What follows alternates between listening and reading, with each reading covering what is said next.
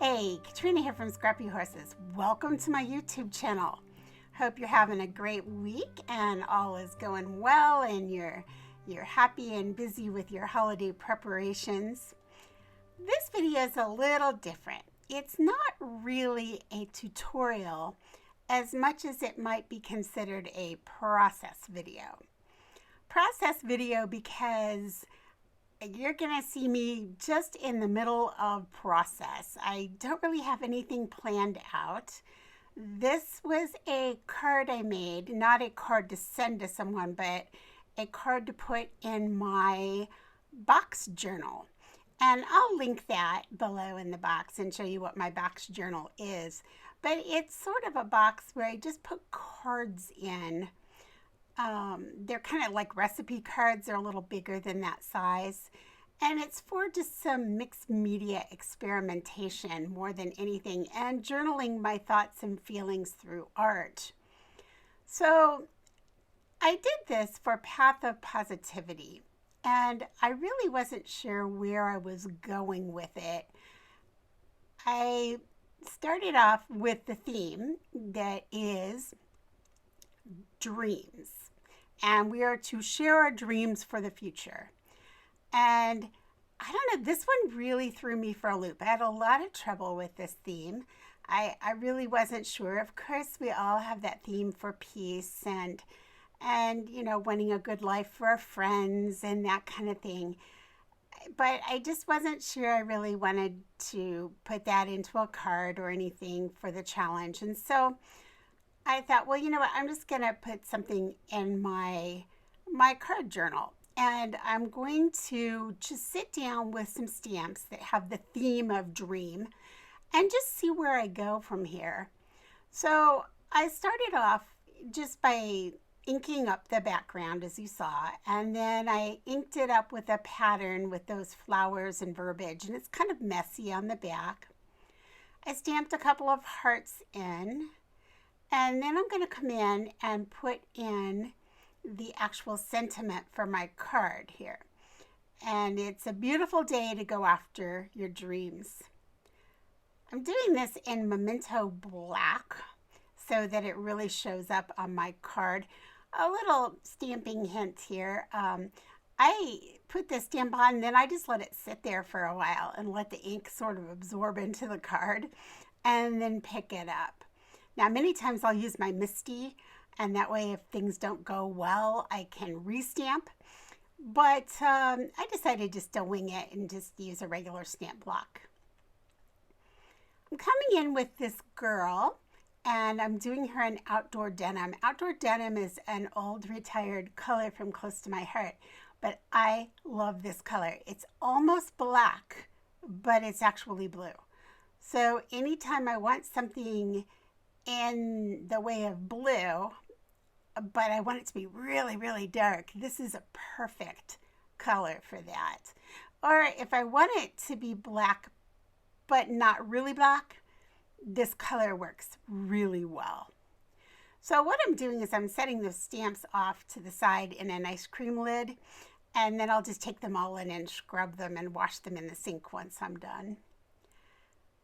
This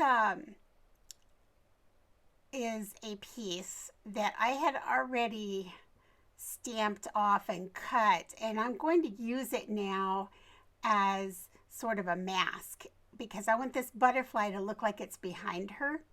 And I have to be really careful because I didn't want to take the time to stick it down, so I'm trying to hold it with my finger and get that stamp block in there at the same time. And I do get it to work, it just takes me a minute. Again, I really wasn't sure what I wanted to do with this. I just sat down with all these stamps and thought, well, you know, where do I want to go? And I thought, well, you know, this little butterfly would be fun on here. And then I stamped it again, and I wanted it a little bit darker, so I just went over it again. It didn't turn out exactly as crisp, but that's okay. Now I'm coming in with embossing ink. And what I'm going to do here is I'm going to heat emboss some gold around the edge. And I want this to be sort of messy looking. So it creates a border of types, and I'm kind of dabbing around the middle a little bit, and if some gold sticks there, that's fine. And because I want this to be very sort of haphazard looking, kind of free, I'm just going in with my finger and just rubbing it away from where I might not want as much, and leaving it thick in some spots. So I did heat emboss that with my heat gun, and now I'm going to come in and I just have this denim on the desk, and if in doubt, I always use denim. I love blue jeans. I love denim. I have lots of old jeans laying around, so that's never a problem. And then I just got in to look for some scraps there in my flowers. And this is a flower, the black one was a flower that I had cut from some fabric that, close to my heart, used to sell fabric that coordinated with their cardstock for mixed media projects. And I had cut that on my Cricut machine and thought, oh, that would be perfect. Now I tore apart this sparkly flower because I just wanted the middle of it, and decided, you know what, this is far too white for my project. So I will be remedying that. I will remedy that. Whenever I use denim, I like burlap also with it. I just like that sort of country look. So I'm going to pull a piece of burlap here and cut a strip to go over the bottom piece there. And it'll just fit right over that denim. Just give it a little more layers of interest. Another thing I kind of wanted to prove with this video, this process video, was you can be a card maker and do mixed media. Everything I'm using here is basically things you would have in your stash, probably in card making. Now, it is true.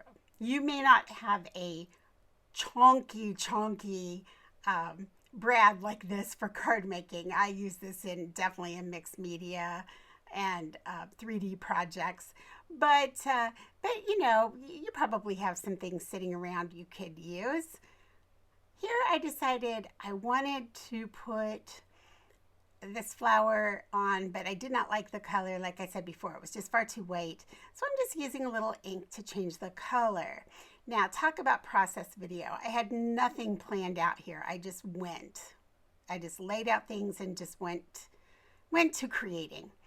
And so, I'm just pulling things off my desk to make things work. And here, I decided I'm just not getting that. So I laid paper over it, really mushed down, and I got that colored up a little more of that white script. Now I'm going to come in with a Copic marker, and I'm going to color up that pearl in the middle.